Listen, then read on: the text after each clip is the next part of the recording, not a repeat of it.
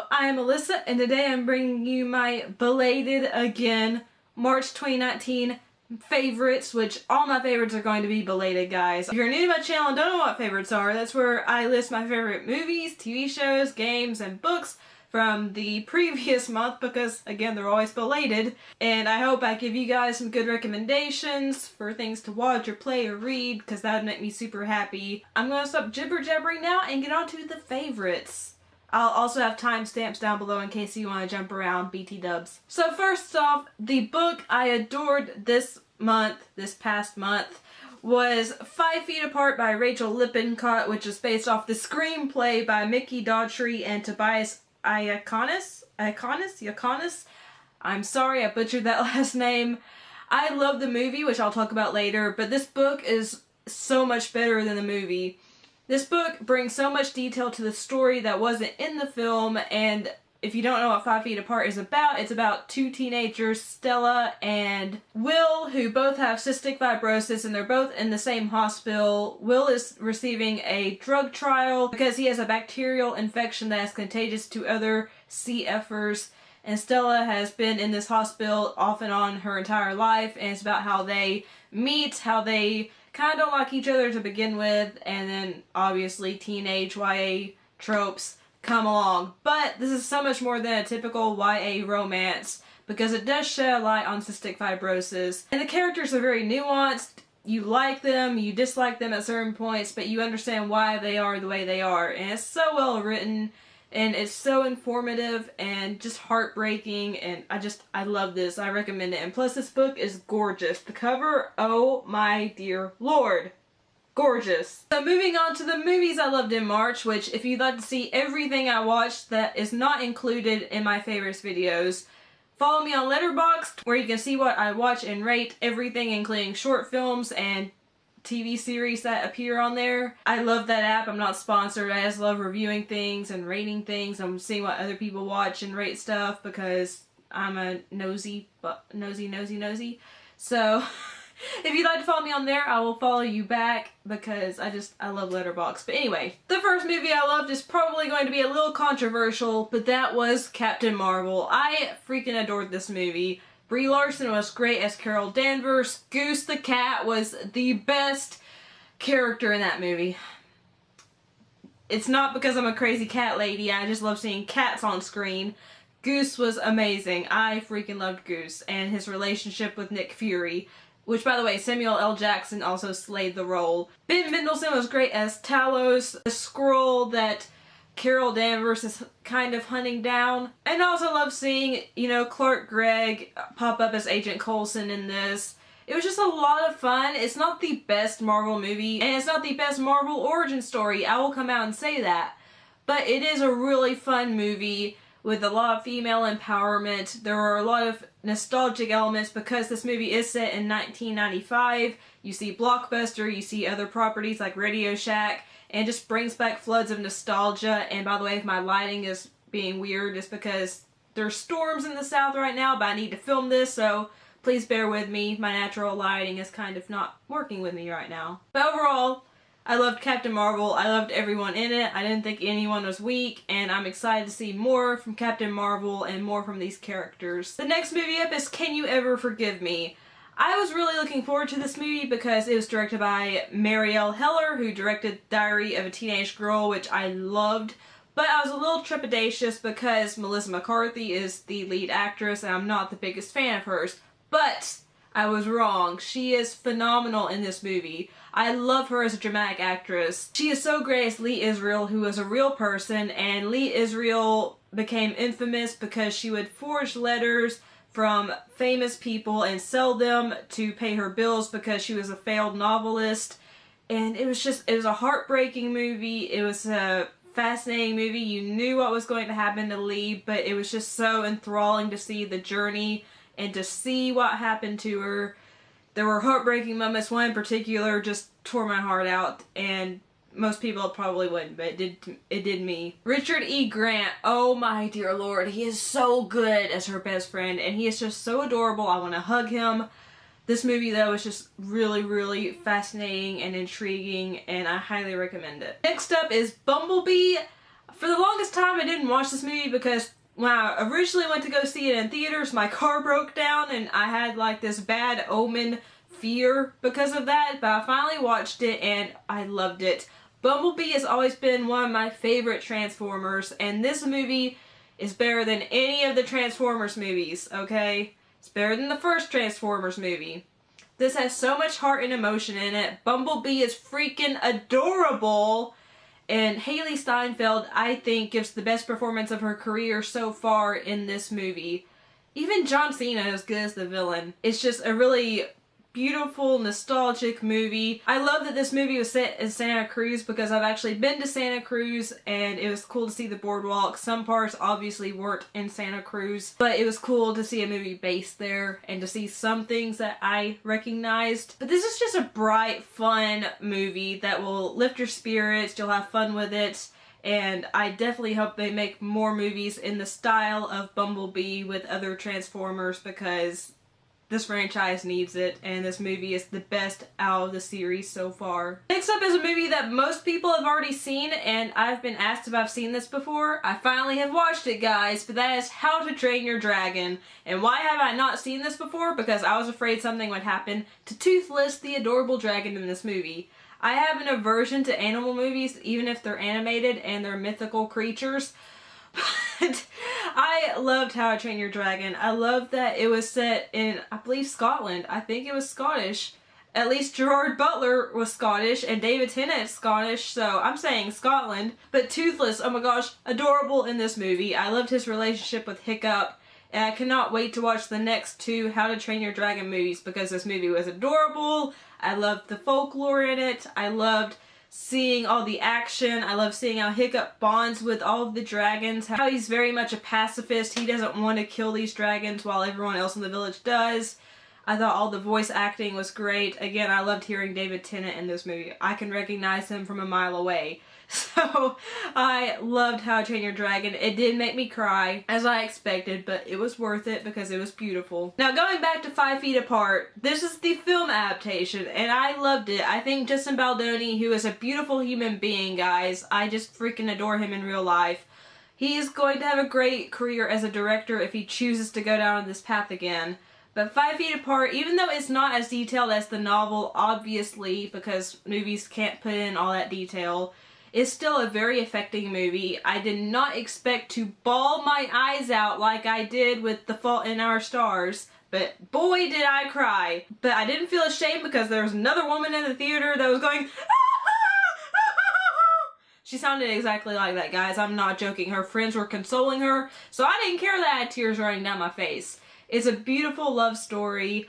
And again, it brings attention to cystic fibrosis, which a lot of people don't know a lot about this disease, which I really appreciated. And Haley Lou Richardson steals this movie. She is adorable, but she gives such a heartfelt, emotional performance. Definitely watch this. Again, if you like movies like The Fault in Our Stars, which is unfair to compare this to, but if you like movies of that ilk, you will love this. Even if you haven't seen The Fault in Our Stars and you want a good weepy movie that will also make you feel good and inform you, definitely check out 5 Feet Apart. And also support Justin Baldoni and his beautiful human spirit because he's doing a lot of good in this world and I just want to support everything he does because he's incredible. The next movie is If Beale Street Could Talk. This is the third feature from Barry Jenkins. And I have to say, I like this movie a lot more than I did Moonlight, which I enjoyed Moonlight, but this is way better. This is based off the James Baldwin novel of the same name and follows Tish and Fonnie. Tish and Fonnie are in love. They were childhood sweethearts, and Tish is pregnant with Fonnie's baby. But then Fonnie is arrested because he has been accused by a woman of raping her, which this is a very tough topic to deal with in this movie. And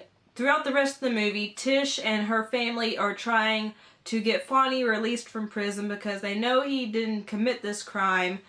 And the performances are incredible. Stephen James, Kiki Lane are great, but the real standout is Regina King. Even though her part isn't huge, she is phenomenal as Tish's mom. And to see her fight for her daughter, to see her fight for her daughter's child, for her daughter's future is just heartbreaking and powerful. And I love the way that this movie turned out. I love the direction they went in. I don't know if it follows the novel because I haven't read it, but now I am super intrigued to read the novel because I really adored this movie. It's just such a powerful piece of film. It's just something you need to watch. And the last movie I want to talk about that I loved in March was Mirai. Mirai is the latest movie from Mamoru Hosoda. Is it Hosoda? Hosoda. I like saying Hosoda, but I realized I was possibly saying it wrong, so if you know how to pronounce it, let me know. But I'm gonna go with Hosoda because I just like that pronunciation better, but if it's Hosoda, I will change it. But getting back to the point, Mirai is about this young boy named Kun who is one day surprised with a baby sister that arrives, who is aptly named Mirai, which means future in Japanese. But Mirai centers on how Kun deals with having a younger sister. At first he hates having a younger sister, but he discovers that when he goes into his yard, there's this tree that can transport him backward or forward in time so he can meet his family while they were younger or older and get their perspective, and he learns how to be a better brother, a better son. It's just a heartwarming film. There are very funny moments, there are emotional moments. I don't really have that sibling experience. I did have an older sister, but I was never, you know, jealous of having a sibling, so I can't relate with that. But I'm sure so many people can relate with feeling jealous about having a younger sibling enter the picture and they're no longer the only child. And it even involves the family dog in this movie, which was super cute, about how it felt when Kun arrived. So this is another masterpiece from Hosoda. It's not as good as some of his previous films, such as Wolf Children or Summer Wars, but this is definitely a movie that's worth watching. And if you've never gotten into anime before, I would say this is a very worthy entry into the genre. So definitely check out Mirai. I watched the Japanese version with English subtitles, but there is an English dub that features the voices of John Cho and Rebecca Hall, which I would love to hear that, but Mirai is a fantastic film. Now moving on to the TV shows I loved. First up is The Umbrella Academy. I know everyone and their mother has watched this already. By the way, my mother did watch this. But this was such a good TV series. I really want to read the comics now, but all the actors were great. I love the storyline. I love seeing Pogo the butler. If you have not seen this show, please watch it. You'll get why I love Pogo so much as soon as you see him on screen. I loved all the siblings. I loved the storyline of how all these siblings, which they're not really siblings, were born on the exact same day to mothers who were never pregnant before that day. It was just a really intriguing story, and to say any more would spoil it, but seeing how these siblings interact is just really cool. There are some really good actors in this, Ellen Page and Robert Sheehan, and I am so excited for the second season. It's like X-Men, but different. It's kind of hard to explain, but if you love superhero movies, TV shows, but with a twist, check out The Umbrella Academy. Plus, it has a fantastic soundtrack. Oh my gosh. The songs will be stuck in your head forever. Also up is Doom Patrol. I am really enjoying this DC series. This is part of the DC Universe streaming service, so it is darker than the CW DC shows. And I love it. I love it for that. Brendan Fraser is great as Cliff, who is a robot who cannot feel anything anymore. I also love seeing Matt Bomer as, I cannot remember his name. Is it Larry? He is the Invisible Man. He's great. I loved it. There's a musical number with Matt Bomer in this that is just perfection. It's so good. And Diane Guerrero is fantastic as Jane, who has 64 different personalities, and she is just able to go through these personalities so quickly and effortlessly. April Bowlby as Rita. Oh, so many amazing actors and actresses are portraying these characters, and Timothy Dalton is in this. Oh my gosh. Guys, you don't know how much I love Timothy Dalton, and to see him in this is, oh my gosh. This is a funny show, but it also has very heavy themes, and again, it is darker. They're dropping F-bombs left and right. There is gore, there are very adult themes and topics, but it's such a good show, and DC Universe is hitting it out of the park so far with their original series.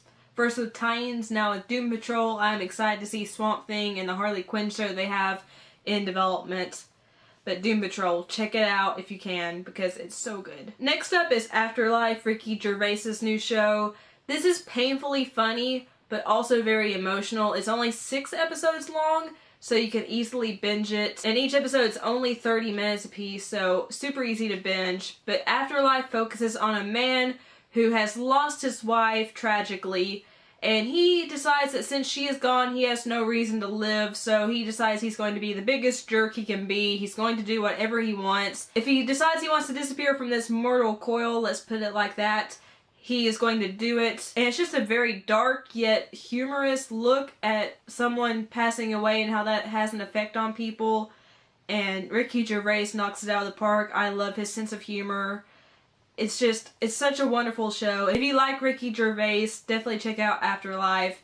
It's a very powerful show. And lastly for TV is Love, Death, and Robots. This is an anthology series that was produced by Tim Miller, who directed Deadpool, the first one, and David Fincher, the director of amazing movies like Fight Club, Seven, Zodiac, etc. And there are 18 short films that are all science fiction, but they all have a different animation style, they're all different lengths, and they all deal with a different topic. There are short films that deal with vampires, that deal with aliens that decide to, chow down on cows. There's a short film about a woman that witnesses a murder, who then chases the murderer, but then becomes the chased. There are just so many amazing short films. There are a few that are duds, which is to be expected with any anthology series, but the animation in each episode is impressive. They have some top quality voice actors, such as Samira Wiley, Nolan North, Yuri Lowenthal, Mary Elizabeth Winstead, Topher Grace. There are just so many amazing actors and actresses. And this isn't talked about as much as it should be, but it's such a fantastic anthology series. If you love science fiction, watch this, but be warned, this is not safe for work. It is very mature. You will see nudity. There is abundant swearing, lots of gore and violence. So definitely don't watch this with your children. And don't watch this if you're younger than 17. I can't force you not to.